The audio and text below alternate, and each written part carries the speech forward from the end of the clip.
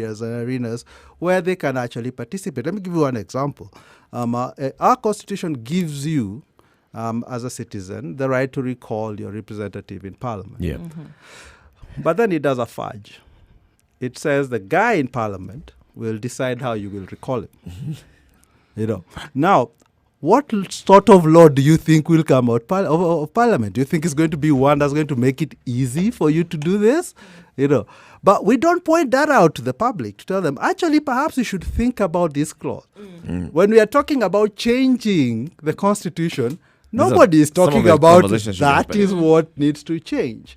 That how do we actually create a system where the government is truly, representatives are truly accountable to the people that they represent, And I find that our media does not that. We get so tied up, doesn't do that. We get so tied up in the political discourse, to the almost total exclusion of what the issues that matter or that should matter to the public are. So it's not right now seen, it could be said that then, are you saying that it's possible that it's not seen then as an independent institution, but then is leaning on the side of government then when it comes to... Yes. I think that it's not just necessary. Well, in particular areas, it does lean towards government. But I think for me, the problem isn't so much even a question of bias. I think the problem is that is a question of privileging what I might call, not necessarily wrong, but unhelpful discourses, at least in my view. There is space to talk about the politics. Let's not run away from that. And politics does matter to a lot of people. Right. But it is how you balance the slant and the having a discussion on politics, but also not having that overwhelm a discussion on the issues. One final thing. Think about elections. Every election cycle, we have mandamano mandates, etc. There is a recognition that there's a problem that we have with the electoral system. Your electoral body, not the electoral body, the electoral system. Process. And interestingly, the IEBC said that any changes we make to the electoral system have to be done 2 years to an election. We've got only till next year. Do you hear the media pushing a discussion of let us fix the electoral system?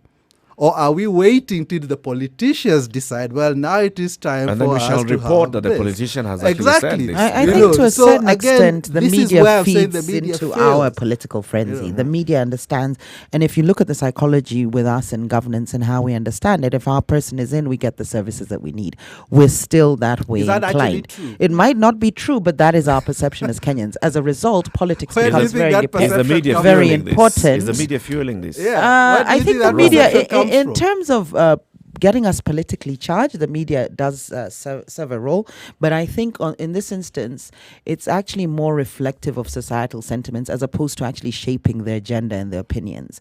Because even if you sit with people who don't listen to the media, people who are not easily influenced by the media, don't have access to it, they will still talk politics in terms of leadership and our guy. We still have that tribal village mentality of if our guy is in, then we get something. Until that changes, whereby parties, for instance, have ideologies, maybe one leads towards sort of higher taxing and provision of services and so on, only then will you get people discussing issues. Until then, people actually feel an affinity to an individual because it's the same tribesman. One and a half minutes to the end of the hour. So just respond to this as we say goodbye to you. Well, what I would say is what Jerry is saying is kind of privileged or premised on an idea that people don't know what they want. That people are happy being stolen from for as long as the guy who's stealing from me is from my quote-unquote community. No, that argument doesn't follow. People don't know what they want, but it doesn't mean that they're happy to be stolen from. Actually engendered by media, by how media reports. When media says, for example, if Mudavadi gets a position in cabinet, the lawyers have been gifted, have been rewarded. This is how we create these perceptions, by how we utilize our language, how we utilize our platforms to frame issues.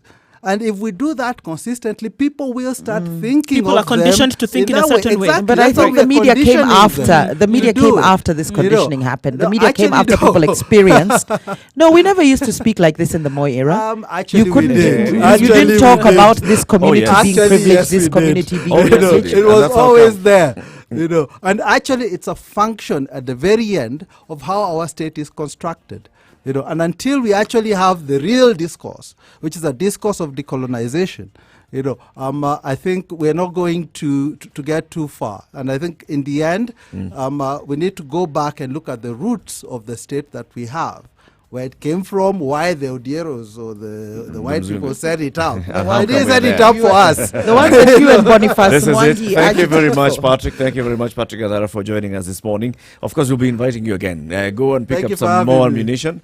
Come Thank back you, again and Patrick. let's discuss how the media is actually playing its role in this republic. Thank you very much for joining us as well. It's coming up to 9 o'clock. This is the Situation Room. It's Kenya's biggest conversation. Good morning.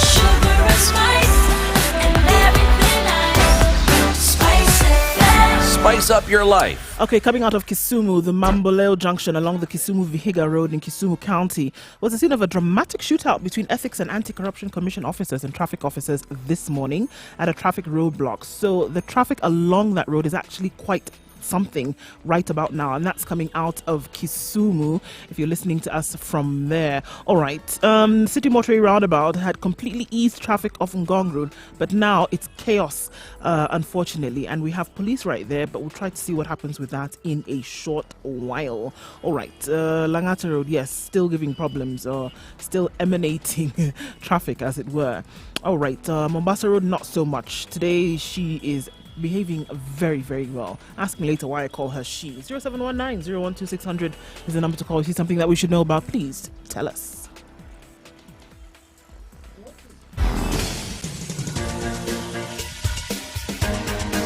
This is the Situation Room, the home of hard-hitting political commentary and penetrating insights about the state of the nation. This is a talk radio experience like no other. The Situation Room, a place for hard truths, debates, and elevated conversations. The Situation Room, witty, political, engaging, deep, controversial. In the room, we have Jerry Thorne, lawyer, political strategist, an insider in the corridors of power, ready to take on any side of the debate with her signature eloquence and grit. C.T. Muga, researcher, academic, seasoned political observer, a fountain of wisdom in these politically uncertain times. Ndu Oko, Nigerian by birth, Kenyan by choice, communications expert, Pan-Africanist, a truth seeker and believer in people power, and Eric Latin, agent provocateur, the man in the chair, seasoned journalist, news hound, a man who believes in punching up,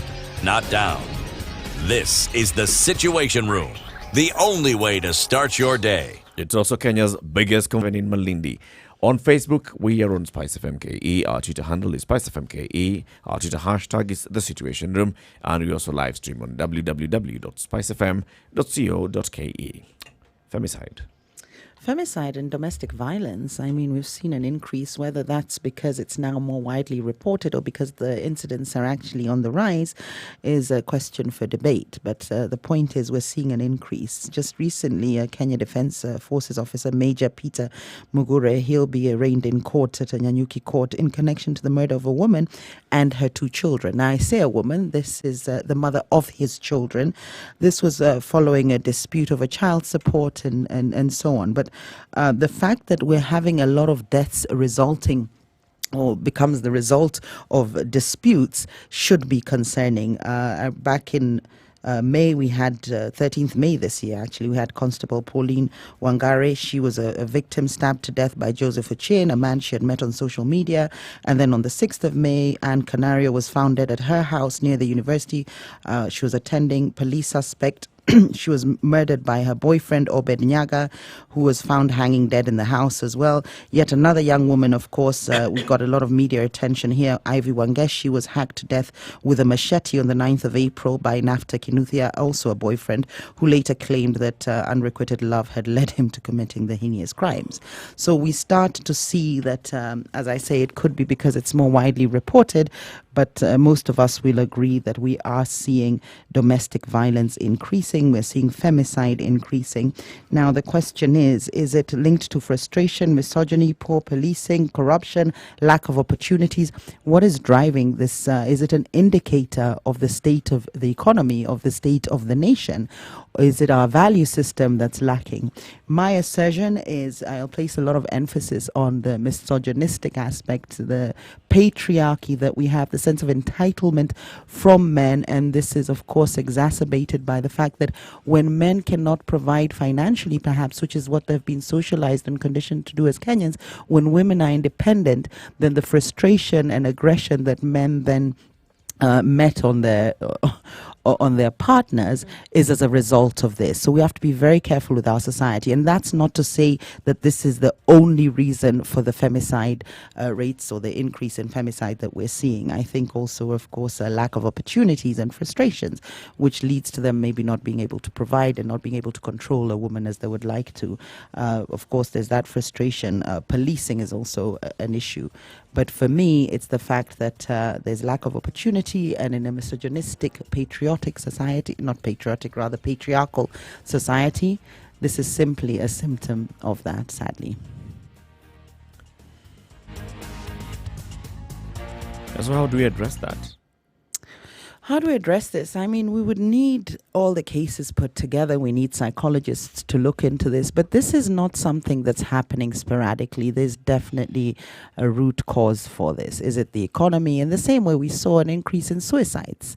If you remember, in fact, right now, I know they're not being reported as they should be because it's actually encouraging others to commit suicide. There was a debate about that a while ago. The fact that if suicide is reported and normalized, it can actually encourage others to commit suicide. So it hasn't reported as widely as it should be, but there's definitely been an increase. We saw that with Central, and what had happened in Central. When I talk about Central, I talk about the region in Kenya.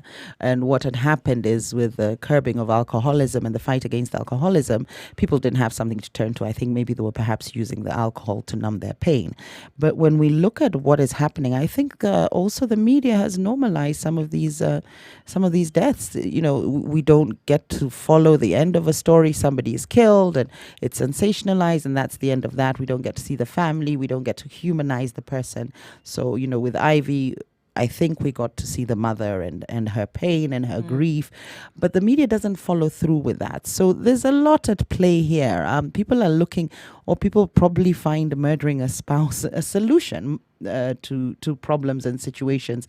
You have a lot of women who are now calling for women to walk away from a situation that is potentially dangerous.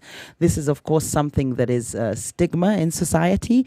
So there's a lot at play here. It's not just the patriarchy, the misogyny, the frustration from the lack of opportunity, but the fact that it's a taboo to actually leave such a situation. Maybe the church needs to step in and advocate for divorce if need be.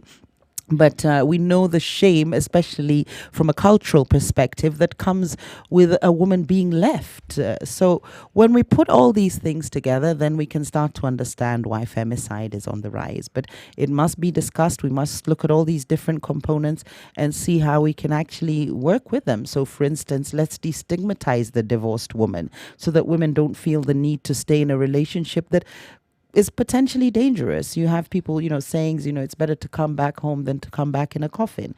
Let's advocate for that.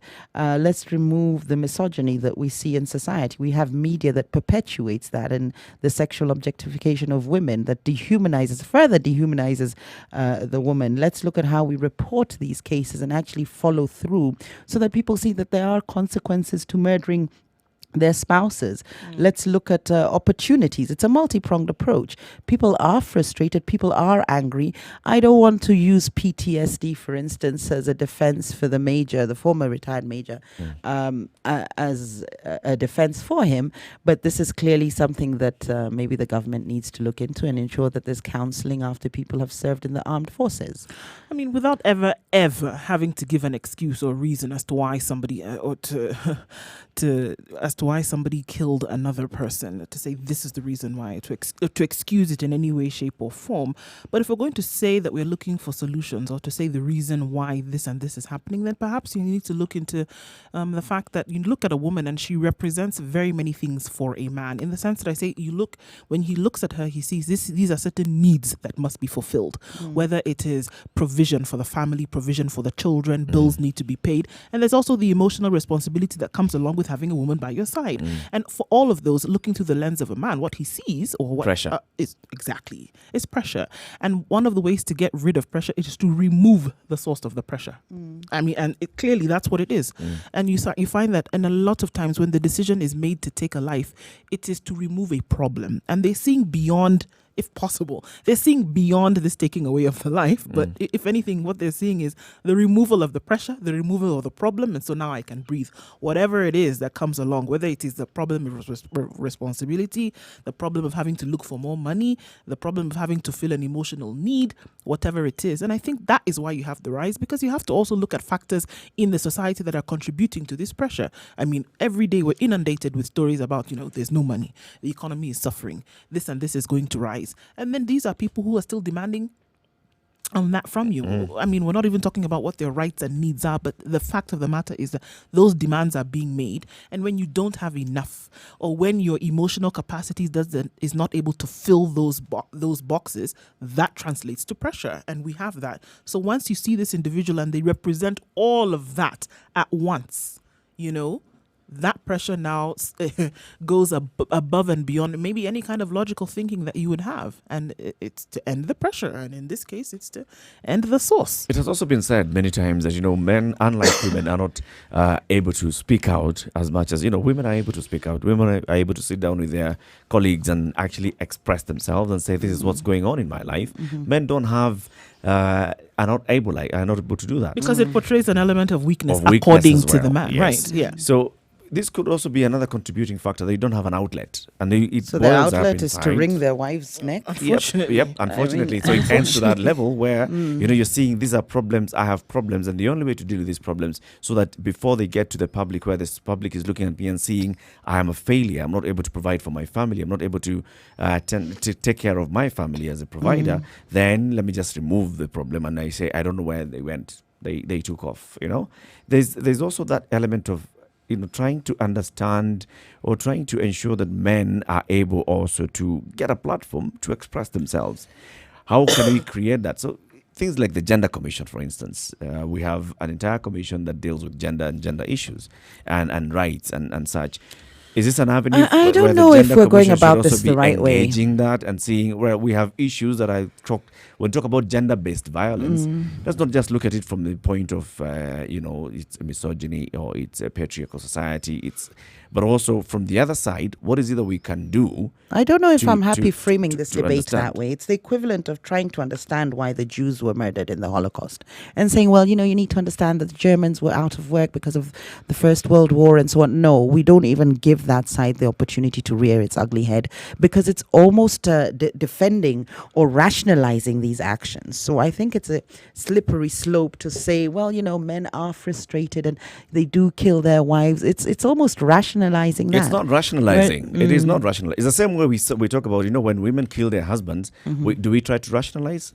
We try to, absolutely not. She's jailed immediately because most judges are male, even men who kill their wives. It sends chills even down Kinochi's spine. Jerry, when it goes to court, even the men who kill their wives are also jailed. But as a society, how do we look at these issues? So there are those areas of society where we start saying, Kikuyu women, if they come from Kiambu, look at what they do. And we say, I think we let's can look not at look the at it that way. causes. But let's look There's at no harm also in looking at the a causes. society and the issues of human beings. This is a human being who has murdered a fellow human being. It doesn't matter whether the fellow human being is male or female. It's a human being who has murdered another one.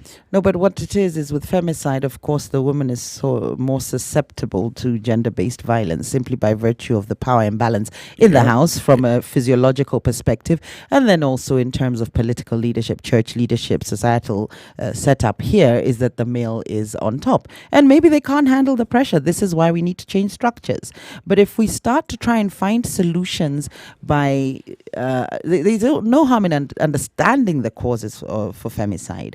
But if we start to design solutions based on the fact that we're going to rationalize the actions of this man, I think we're headed in the wrong direction. It needs to be discouraged.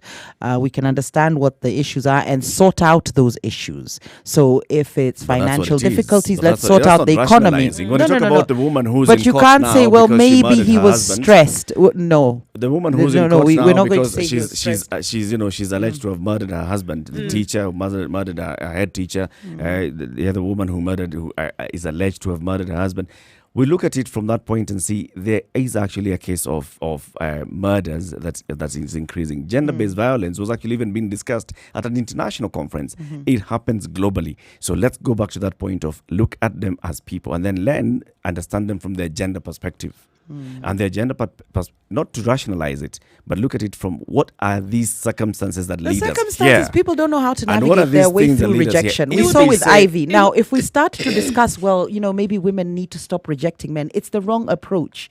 If you look at the Ivy situation, he said it himself. It was unrequited love. He didn't know how to navigate his way around rejection. Now, if we start to accept that as a basis for an intervention or a mechanism to put into place to stop these femicides, we're going about it the wrong way. It's not for the women to then not reject, because Don't even accept, the discourse, Jerry, recognize and acknowledge. It is so that when you're dealing recognized- with the issue, you have to go and deal with the issue of trying to show men But you that see, if you're rejected, this that is lack not of- the end of it. This is not what you do, but you have to start by seeing what is it that this the person fact has that said. he didn't have a mechanism to deal with the rejection is also as a result of the patriarchy and this misogyny and idea or sense of entitlement to women. So that's what I would rather we deal with, the actual structures that support these notions, as opposed to coming forward and saying, well, be careful, because the discourse around that, I remember the stories and the narratives and the advice that now women were being given is, don't accept a man's drink, he might kill you, you then owe him, so be very careful. No, this is the wrong way to go about things. Is it looking at all of these cases, if we even take a specimen across board, can we say that for every case if we're going to go that route, for every case there were reasons that you could say this is one situation that the individual or perpetrator was going through? No. There was financial, there was emotional. No. Is it something that is likened across No, it's not a situations? uniform thing. Yeah, it's not It's not a uniform. uniform thing. For every case, there was something different, or the circumstances The around motives which are different. Yeah, of course. But now, I don't. You can never rationalize the taking away of somebody else's life. There's nothing you can say that would ever make it understandable or right that the resort that they took was then to kill, and say that I was going through such a terrible situation. Despite the fact that those are the reasons, it cannot be the rationale.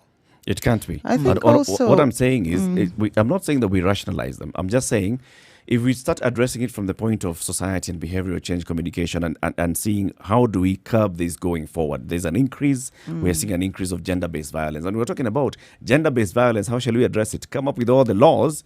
But if the society has not changed, It's the also laws- possible that we see that people are So using how this is it as that a we way shall to change get the out society? because how it has been performed in the past has never actually reaped any kind of punitive measures. Yeah, policing could be a lot better. Yeah, If it could be you a lot call better. and complain about domestic violence, you're told that is an internal issue you need to resolve. So things like that need to come into place. Shelters as well. But I think it's the societal structures that we have, from the taboo and the stigma that one feels in leaving a husband, the idea of divorce, which the church, of course, is part of the making this taboo and stigma. So maybe the church needs to take a lead role in this. But also, this dehumanization of the woman is very important. And we'll discuss that after the break, of course. it's 18 minutes after 9. Sugar.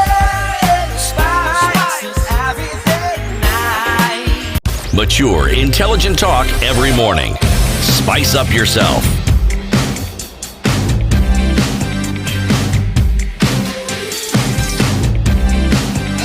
Mornings done right. 94.4 Spice FM, Nairobi. Gender-based violence is a community issue, so we'll invite the community to contribute to this. 0719-012-600. Roderick, good morning. Good morning, everyone. Good morning. I want to ask Jerry one question. I'm sorry to start with this. Sorry? Roderick, Please. please call back, Roderick. Please call back. Your line is completely noisy. We can't actually hear you. We'll ask you to call back. So he's going to ask you a question. So let's wait for the we'll question. wait and hear that. In the meantime, I mean, the prevalence of femicide or gender-based violence is global as well, but you'll find that there's higher rates or prevalence in developing countries, i.e. countries that experience poverty, unemployment. So there's no doubt that there's a link between the two, but by the time somebody is turning and killing their partner, we also have to look at how women are viewed in society. And I think when we don't have women in power, when we don't have leadership, then you find women can easily be dehumanized, which is what leads to people killing and feeling it's okay. And unfortunately, even from what we see with our political antics nowadays, the women are always still playing second fiddle. Women are forming groups to play second fiddle. Women are forming groups to now take instruction from the master, as it were. So even where you say, even in governance or in leadership, where I can be helped, where I can be assisted, even at that point, women are still the underdog. So this underdog thread runs through society, from governing down to the person who is the layman trying to eke out a living for themselves. So even at that, I do agree that there has been deep and great levels of dehumanization of the woman, onto very, very, really deep levels. However, getting out of it, death is not the way to go to kind of shut her up, because that has been it. Because she, by nature, is more expressive, there's certain things that are going to come in your face that you're not going to like, but we have to find ourselves living within that. We have to.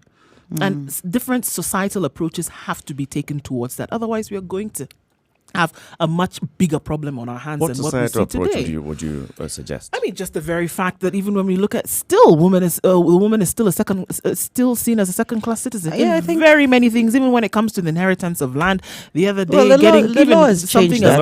The law has moved. Yeah, it has to a certain extent, but our culture does facilitate this violence that we see against women. For instance, the idea of a dowry, so it's an object you're paying. I know there's a celebratory element to it, and it's something we do as customary, but such things do reinforce the gender stereotypes and the dehumanization, further dehumanize the woman. I think the fact that we don't have women in leadership, that's very telling of what our attitudes as Kenyans towards women is. There's evidence has shown and continues to show that women's leadership and inclusion in political decision making improves governments, and female empowerment in government creates room for discussion on many issues until the to point gender. that you will not even have until we women deal with voting these women gender in. issues. So you can see it's a layered conversation. The problems and causes are layered. So one thing leads to another. The fact that we don't have women representation, we don't address gender issues, then leads to the fact that maybe women are considered even a burden to men, for instance, in terms of provision, or where a woman is independent. The fact that males have only been socialized for financial provision, and they feel their presence is obsolete now that women are transitioning into independent human beings, and so on. There's a lot of issues that are not being dealt with, and I think at the core of it is because we don't have enough representation in parliament to discuss certain issues. And then, of course, that's fueled by, or to add to the complexity, the cultural nuances that we have. I've talked about the stigma and taboo when it comes to divorce, the idea of a dowry. Basically, the value of a woman in this society is much lower than in another society that I have lived in.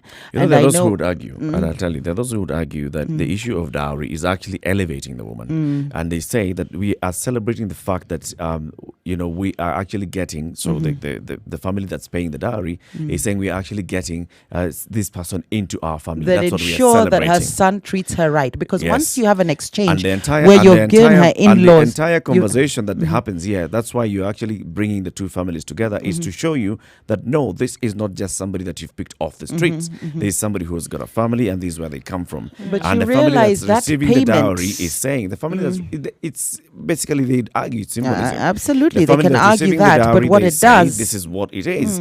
And there are those women who will actually say that, you have not paid dowry for me. So what does that mean? That you're placing me as somebody that you've just accorded me off the yes, streets? because it's become entrenched in our culture that is what a relationship is in terms of commitment and family interaction. But first of all, it objectifies the woman. Secondly, it creates a scenario where, because there's been an exchange of either goods or money for me, it becomes very difficult for me to leave. I know people who've had to return the dowry. By the time there's such complex negotiations, you can see the barriers to a woman leaving an environment that might be not The just same toxic, barriers but also actually happen dangerous. Even to a man as well, doing the divorce, you have to return the dowry. I think the issue of looking at it from dowry and talking about it binds people objectification- further than they need to be bound, first of all. So it creates a scenario where it becomes very difficult to leave because there's a dowry. So you start, it's almost the same. A lot of people don't leave because there's children, and you think, for the welfare of the children, I'll stay on. And the children grow up to see and understand love to be a very toxic, unhappy thing.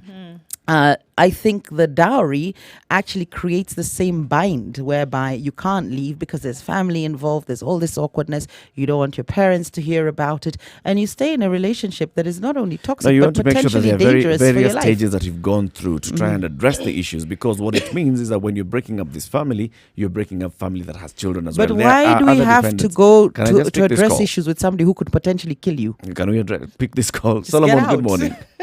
Good morning, everyone. Good Good morning. I'll tell you my opinion on that. One, women are superior than men. It's just that women don't know. And then, they don't have a united front. And this is my view, for example. In our African societies, a woman is high. Even in the Kikuyu culture, the woman is higher than the man. It's just that the man is behave like the government, provide and protect. But who is the beneficiary? Is the woman. If, for example, if you look, for example, let me give you a funny scenario. You find a professor, someone who has maybe been in the best education for the last maybe like 30, 40 years, Yep. but get confused by a dropout from 4 lady. Yep.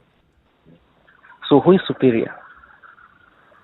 I don't think it's a zero-sum I'm saying, game where one is I'm saying, above for the other. example, I'm saying, for example, if you go to the dowry, yeah, people have come to illustrate that the dowry is mbuzi inaenda kwa msichana, msichana inaenda kwa mbuzi. It's not that way.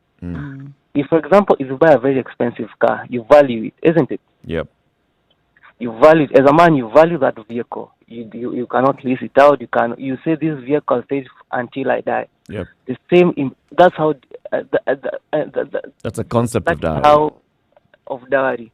You are getting something expensive, something you value. That's something that costed you a lot, your life or your fortune, that you need to value it. Yeah.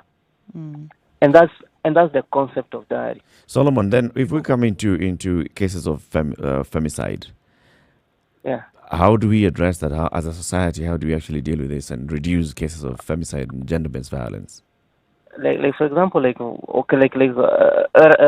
now when women are killed all over every day, first of all, I'll not even blame even the government itself. How do you raise your son? For example, if for example, and you as a man, how you are raising your son, the same will as me as Solomon, I will treat my wife. There's 90%. If I'm violent to my wife, there's 90% my son will always be violent to his wife, Yeah. and that cycle will continue. Then secondly, unakumbuka wale wa kitambo walisha. Yep. You usually have those problems. If I have a problem, I used to talk maybe to my uncle, to an elder guy. They'll advise, then I'll change. Nowadays, because maybe I'm learned, I make more money than those elders. There's nothing they can tell me. You see? Yeah. So it all depends how you are raised. And that's what I'm saying. Not all marriages are bad, and not all men are bad, and not all women are bad. Yeah. Then also, our society, things have been changed. Women never go backwards in lifestyle. Trust me. Yeah. So when women never go backwards, they become so materialistic. So when they become so materialistic, they give so much pressure on men. So if they don't provide, and if, for example, if there's a lot of money and there's another woman coming on board, yeah, death has to occur. Where I come from, Did you say death has to occur? Is that what you said, Solomon? Death then has to occur as a result of this? No. Oh. No, most of the cases, death usually occur. Okay. Most of the cases, because of us being so much materialistic. As a society. Yeah. Thank you, Solomon. 0719-012-600. That's 0719-012-600.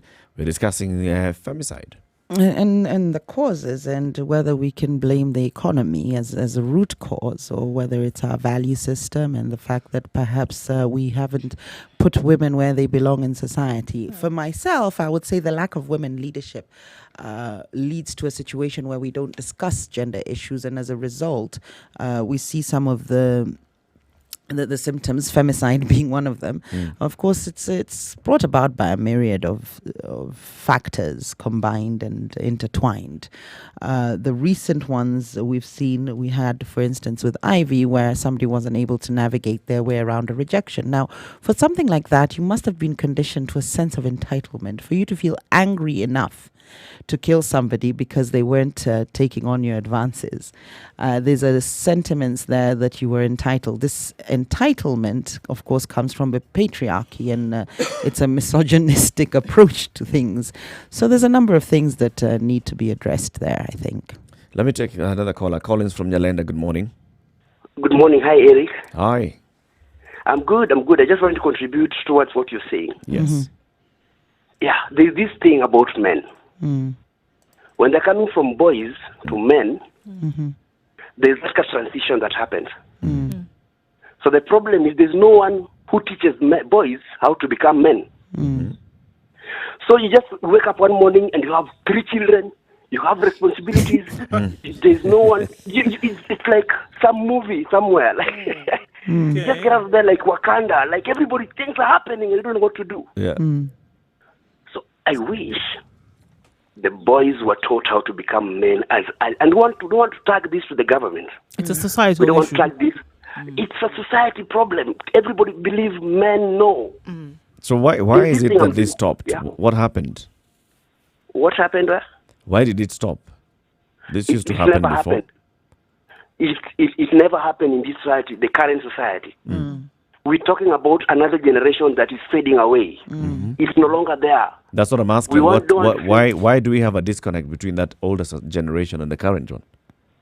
The fact that the women became endangered so much, or they focused so much on the women and forgot about the men who are going to be endangered later on. By the women that are empowered. You see that mentality where it's a zero-sum game because the women are progressing.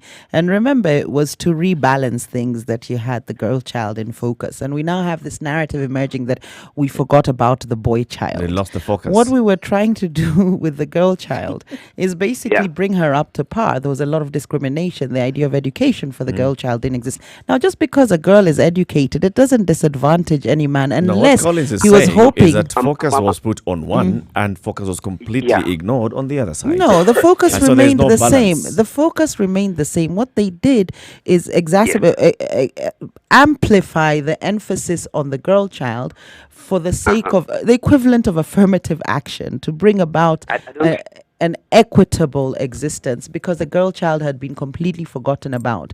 But I don't disagree with what you're saying. I'm just saying that there's no one, even for the girl child, someone tells them how to become a woman later on. But I wish that somebody also taught the men on what the ladies know, because right now as you're talking, the situation is now going down there. That is my simple output. Thank you. Bye. Thank you very much, Collins. Thank you. Some Calling in really from London. interesting insights. 0719-012-600. This conversation has actually happened many times. So you're raising boys, and then you're also not teaching them the entire responsibility. So yes, this is who you are, and these are the expectations of you as a man as well, and how you treat. You feel people need to be taught that? It's not instinctive? No, I it's think not. we're To looking provide at and protect When for you're your own? No, when you're raising, you see, there's provide and protect, but what are the boundaries? What are the Doesn't areas? How love do you drive treat you to somebody? providing for your children or protecting your children? There is misguided love. How do you actually show somebody this is what love is? Does and an this is not animal love? instinct? Do animals? Does the buffalo? I'm trying to think They of eat any, their own sometimes. any animal. don't 27 they, minutes to 10 o'clock. Let's take a look at what's happening on the roads.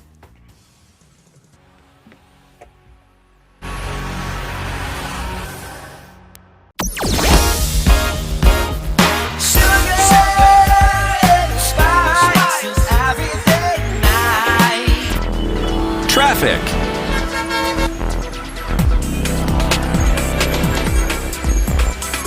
Very good behavior on the roads when it comes to Mombasa Road and also coming off of Jogo Road as well as Ngong Road. We had some problems on Langata Road earlier on, but we have no problems this morning when it comes to traffic, except for Thika Road, where we had the service lanes coming off of Thika Road having been closed, specifically from Muthaiga, and the police are on scene trying to open that up because of an accident that took place there.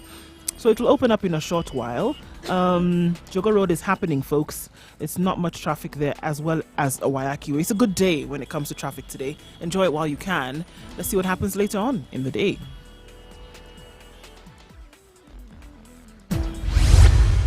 Mature, intelligent talk every morning. Spice up yourself. Mornings done right. 94.4 Spice FM, Nairobi. Well, you see, this requires an approach from the society, and I think from what Collins was saying, and that's what we were saying as we were going into the break, you're raising children, but also as you're raising children, you cannot ignore the fact that there are boys and there are girls.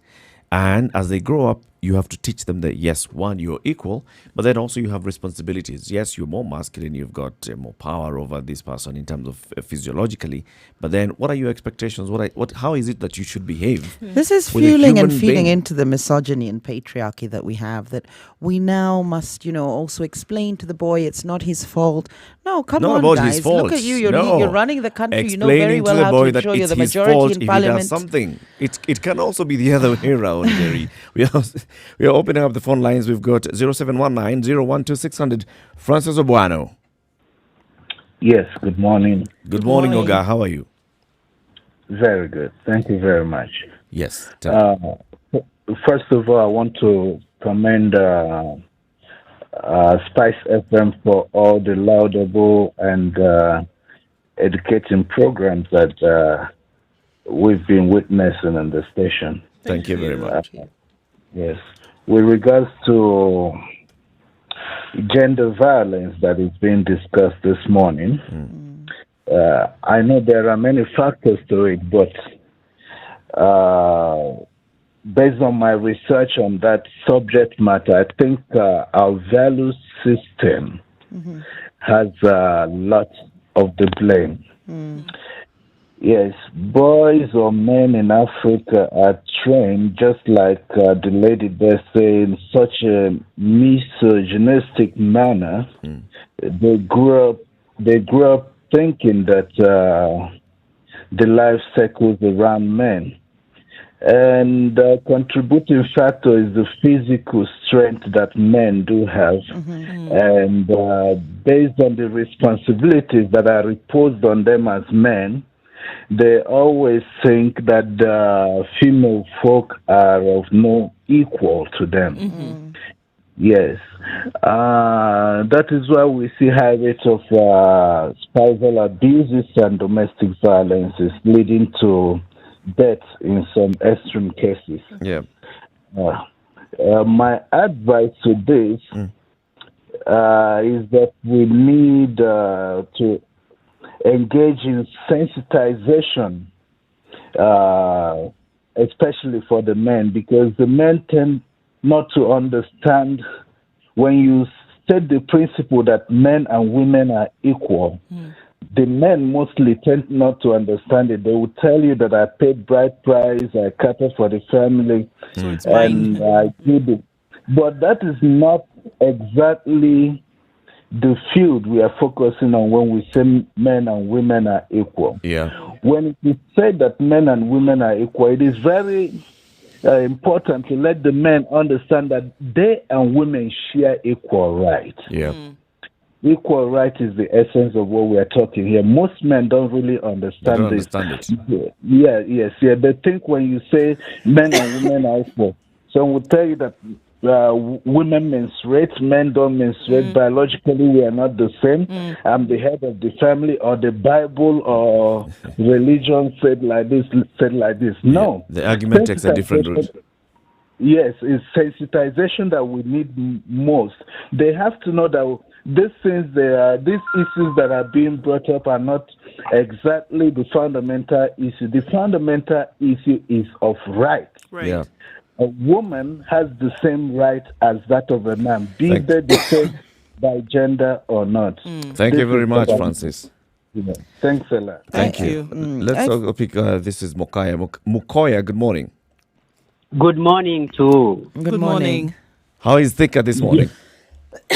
I'm very fine from Thika. Yes. It is sunny. It is sunny. So I wanted to contribute just a little bit.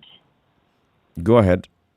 Because of time, me and my two sisters, we were in the same situation, but we managed to escape. Even after the court ruling that we go with our dad, who was very brutal to our mom, almost killing her. She was admitted at Kenyatta Hospital. After getting treatment, she left and went back to Nairobi, looked for job, worked, and then looked for any ways to find us with our dad because we were being mistreated by our stepmother. Then after some time, she came while we were schooling. Then after taking us to Nairobi, we managed to stay with her. The dad came violently with the police, chasing us in Nairobi. So it was that big issue. But we managed as children to gun up to defend our mom. Till now. So how would you bring up your children to ensure that, they also realize that domestic violence actually has an impact on the children? Well, we've lost him.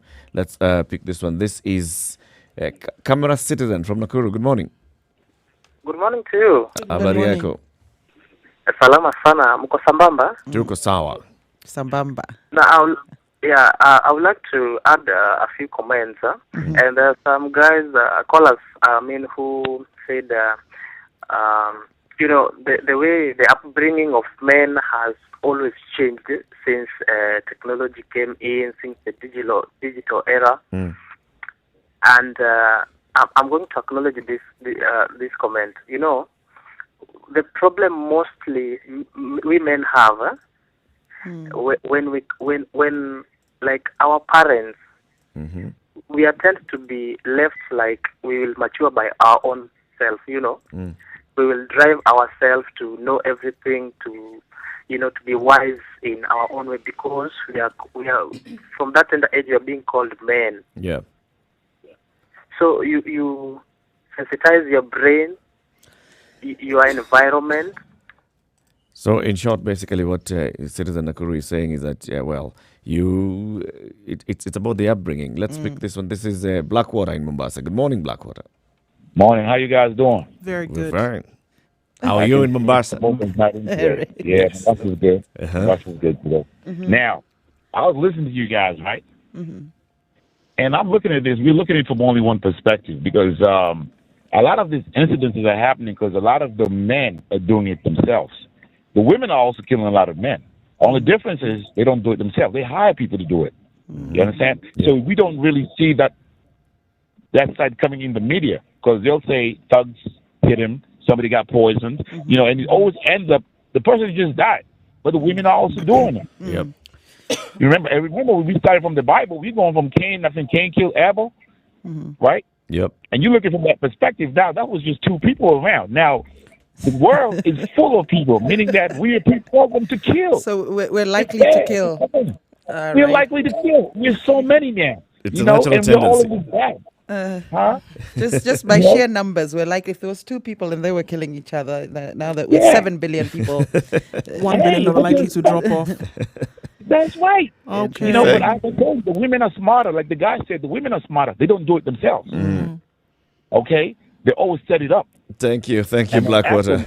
No, there's no doubt that there's some truth. There's an element of truth, of course, in his statement that people do murder each other. But of course, that's not gender-based violence. It's slightly different in that men will murder other men, and these are reported. But if we look at femicide from a report he I'm also talks looking about at, the women who also hire. absolutely. But men. it's quite It's just different that from this in gender-based terms of women, violence because of the physiological strength as well. You'll find they might have to hire. They have to hire. They have to. But I contract. think you'll find there's much fewer cases and they're more highly reported. Some of the cases we don't even have reported. Media coverage actually, I think, facilitates some of this gender-based violence. I can give you a few examples. But so far, between January and October, there's been 88 reported cases of women being killed by their spouses. Now, that's a pretty high figure. But when the media reports it as well, if you remember with Obado, Governor Obado, there was a woman who was killed. She was pregnant. Right. The way the media framed it was a slay queen situation. This woman starts to be demonized. Why did she ask for more money? And she already had a boyfriend. Absolutely. So, making puns and things like that, you find that's very dangerous with the media. They often characterize the femicide victim by shaming and blaming. And that's a reflection of the or the patriarchy. Absolutely. It's a reflection of our attitudes towards women. If you remember in Musando's death, we'll bring him on in a second because I have an important point to make. In Musando's death, there was actually a woman involved and she died. Nobody spoke about her. And it's this dehumanizing of women that allows men to kill so easily. Who is nobody who didn't speak about it? The media, I don't remember her name. The question was, and the way the media framed it was. She was named. She was named very briefly. Her family was identified. Very briefly. The politicians after that, of course, talk about Musando. Well, whether it's the politicians or the media, I'm talking about the media, but she was named very briefly and it was framed around what was she doing with him anyway. That is the sort of reporting you get. Somebody, there was a murder, I forget the name, and she was reported to have that was your view have infected him with HIV, and it was almost justifiable. What was she doing with him? No, it wasn't my question. That's how the media framed it. Was not framed in that way. Oh no, I have absolutely no qualms with her being with him. James, good morning. Good morning. How are you? Fine. Good morning. Is everyone okay today? Yes. Very good. All right. Now, I only have 2 points to make here, and I think when you look the way we are brought up, like the mothers of today and the fathers of today, as men we are treated like slave queens or slave kings, rather. You don't train your man to be a man from childhood. Your boy is seated there on TV 24/7 playing games, and that's when you call them Baba and Daddy. You see, we are messing them up. So when they grow up, they cannot man up to handle any single situation. The other thing is, all the time you're talking about women rights, women in power. The most endangered species right now is not the white rhino. It's the boy child. How is he endangered? It developed the instinct of survival for the fittest because no one is talking about them. So every single thing triggers them nowadays. You go out there's no job.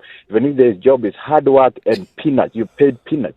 So when you go back there and you sit down with your wife, you're trying to reason. She cannot come into your shoes. I think you're just a ticking time bomb. The frustrations, the way you're brought up, you don't know how to handle things manually. So that's why they're killed. I think that I'm sure by those people who kill each other, they don't intend to kill. But have you ever seen like two people fighting? They started looks like so cosmetic, it's like a joke. Then they start biting each other. It all becomes bloody, and they all get like, you see the urge of fighting more. It becomes so addictive. You turn from a human being to an animal. You see, I'm sure even those people killed, later on they sit down and cry so much because they were not intended to do it. Over 98% of them. James, thank you very much. I want to bring in Jackson. Jackson, good morning. Good morning to you people. How are Good you? morning. Fine, thank you. I keep hearing people refer to the idea of a man. Like everyone is saying the way we bring up a man, the way, who's this man? What is the idea of a man? Because I think for me that is where the entire problem lies in. The idea that society holds of a man, our definition of a man, because that is our biggest problem. We're taught to be men, and the idea of manhood in our society is never to accept defeat. So when men are rejected, when men cannot provide, when men cannot be men as for what they were taught, then they feel they need to exert their manhood, their masculinity, and that is when they result to violence. That is when they're rejected because they can't go back to other men and be men because you are rejected, and so we end up killing our spouses or. Sorry? Why do you think people have to be conditioned to be men or women? Why not just good human beings? Exactly, and that's what I'm saying. Our problem is when we start to define people, and we define them by the society decides who a man is, what the roles are, what the roles are, like. And I think the definition is on traditional roles. Unfortunately, it's very limited as so well. It's very narrow. Yes. It is, and that is the problem. That is the problem. When you cannot fulfill this, when you cannot, you become less of a man. And what do you result to? You result to your physicality. That is, you just result what you to then violence. know. But why are the male egos so fragile in that? So what if they don't feel like a man? What if they're just a good human being? There's nothing else attached to you. There's nothing else attached to being a man except for being masculine. There's nothing more. What else? Like we don't say you have bigger brains. We don't say you've got to go to the gym, make sure your muscles show, make sure.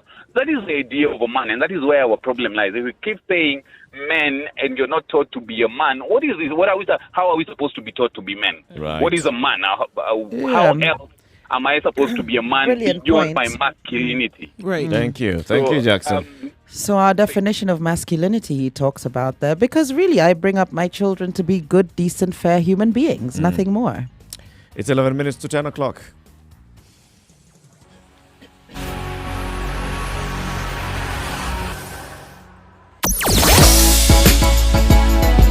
Sugar and spice and everything nice. Spice FM. Spice up your life. Mature, intelligent talk every morning. Unright, 94.4 Spice FM, Nairobi. I'm Eric Latif. We're discussing femicide. And of course, we've been taking your calls this morning. Let's also be sampling some of the comments that you are posting on social media. Social media hashtag on Twitter is The Situation Room. And of course, our Facebook page as well is Spice FM KE. Let me read what somebody's saying. Charlie says, it's a misplaced aggression. The current economic slowdown is playing mind games on people, leading to femicide. Kevin, does this discussion assume that men are safe? That's what Kelvin is asking. And Marut Kimboi says, the upbringing of the boys to men and failure by a societal system, right from the family to the community. In the old days, once Rika, that's age set, and the older uncles would train a boy to be a man. Same for the girls. And I think in this training, I mean, we keep talking about training. I'm thinking about how my boys have been raised, and it's to be good human beings. And if you have that, it's actually, it transitions with changing and evolving society. So maybe there's been a transition and women are becoming more empowered, more independent, and men don't know how to react to this. If you've been socialized primarily for financial provision, if that is not needed, which at this day and age, a lot of women, even with microfinance schemes at any demographic, a lot of women are self-sufficient when it comes to provision of food and shelter, the very basics. They've found ways to do it. So when a man does not feel needed, he then renders himself or feels obsolete because he hasn't been socialized for anything else, whether it's a spiritual nourishment or partnership with this woman.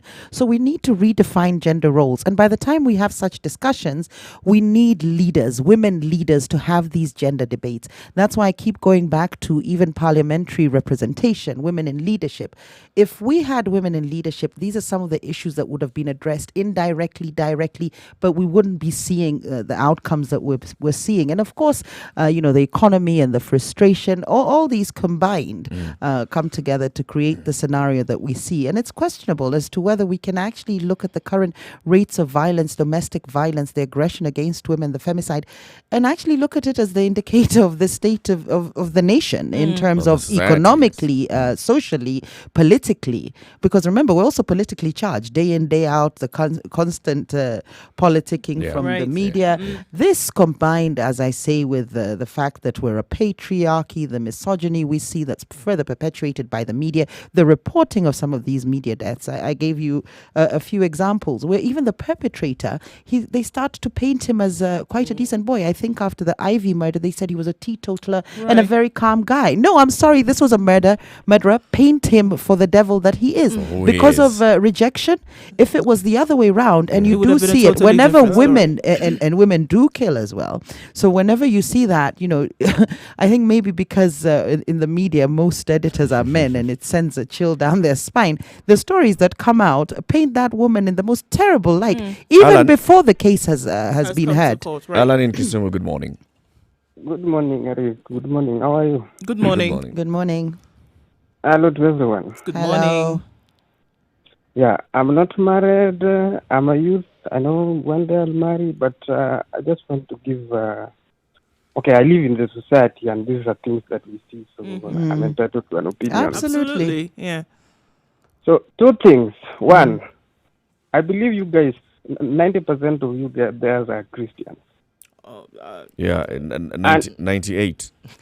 98. In the studio, 66.6. 98%. And yes, and probably you subscribe, not probably, but you subscribe to this ethos of Christianity. Now, get your time and read Ephesians chapter 5, verses 22. There are two key killers that are there. The work of the woman is to submit to the man, not to submit that you mistreat the woman or the woman becomes a second citizen or no. Submission in that you respect this person as the head of the family. The work of the man is to love the family. If those two ethos are held, adhered to, my friend, you will not have anybody killing each other. You can't kill somebody you love. And if you submit to this person totally, these people will not kill each other. Thank you. Thank you very much, Alan. Okay, so getting our guidance from the Bible, which of course also advocates for things like slavery. So we have to be very sort of careful when we interpret some of these provisions in the Bible, I think. I have come across, the idea of submission, which of course you have to understand there was a different society then. Maybe the definition of submission was slightly different, because if we take that and apply it to today's context, very few women want to submit. Women now, career women, and they want to be respected as well. Do you think that a couple should submit to one another? I think they should submit to the love. I mean, now I'm getting romantic, which is not quite like me. I would submit to the love of a man, not to a man. I would give in to the love that a man shows. So I think it's more complex and dynamic than the Bible, or than it needs more interpretation. Than there are very many intricacies of submission, and you could have a whole 3-hour conversation about it. But I think it is very clear that there are two roles that need to be played here, especially when you're dealing as one to the other. There are certain things that there's give and get in all of this. However, I think I want to go with what the previous gentleman said, that, we're holding people up to a certain perception, a certain image that even we don't even know what it is, that even the men themselves are not even sure in a lot of cases, what is this that I'm supposed to be aspiring to? And so you're holding me up against that, and I'm supposed to perform excellently well against something that I don't even know what it is that I'm trying to reach. And that is why then we have a lot of breakdown, whether it is in communication, breakdown in terms of responsibility and what the roles should be, and then we see what we see. And I don't think it's for not understanding that the rights of man and woman should be equal. I don't think we've actually grasped that. I've never heard it actually explained to that level for us to be able to understand it. But we always hinge ourselves on he's more powerful, she has things that man doesn't have, and that's why they can never be equal. Even this whole thing of submission, also a lot of people base it on the inequality. But to say that she can have what you have and she should be able to get what you get by virtue of the fact that they are a human being is where where the conversation should be going. Why we have such violence meted out against women is because there is an attack on your position. And it doesn't have to be clear that it's coming from the woman. If she opens her mouth to say something, you're going to feel the attack, whether she was right or wrong. But if it now attacks now your or lays claim to some kind of stability, whether it's mental, financial, whatever it is, that's why we see a lot of things that we see today. And I agree that in this case, a lot of societal change needs to take place. And we also need to, I think, have leaders who can give examples of how this changed. I mean, we saw in Rwanda, and we saw that a lot of legislation that was taken against gender-based violence was because of the fact that there were women in government who could actually make these changes. Something as simple as that. We saw the legislation changed because the people who were most affected were the people who were making the decisions, and so we ask, how at can what we level do of it on society then would this be changing? Well, I mean, it's clear. I mean, we have where people go and lay claim, where the different places where people meet, the different conversations that are had. That's the way that those conversations should be taking. Yeah, I mean, I keep going back to this women in leadership and the importance of it. In terms of Rwanda, of course, we know what's happening there. They've got a high number of, a high percentage of women in leadership. And in terms of gender violence, they've managed to address that issue very well because it's such a dynamic issue. There's so many factors that contribute. And these are governance factors, some of them. At the root cause is governance factors. Yes, there's social aspects, there's media reporting that can influence, how we look at violence against women and femicide. Sometimes even we normalize femicide, which is quite scary. You say, well, what did she expect? This is murder. Badly, This is murder. And if perhaps the media can also report on the custodial sentences that some of these men face after the trial and so on, maybe it can start to act as a deterrent. But yes, something that is on the rise, and I think indicative of the state of affairs in Kenya on a number of levels, economically, socially, spiritually. Okay. Thank you very much for joining us this morning on the Situation Room. This is Kenya's biggest conversation. We'll be back tomorrow, 6 to 10 a.m. Between now and 3 o'clock, you'll have some uninterrupted music, including Michael Jackson, You Rock My World, and others. And then, of course, 3 to 7, you'll have Spice Drive with Monique. And at 7 to 10 o'clock, join that trio. It's Barbara, Emmanuel, and Eric. They are the adults in the room. We'll be with you again tomorrow morning. Good morning. It's 10 o'clock.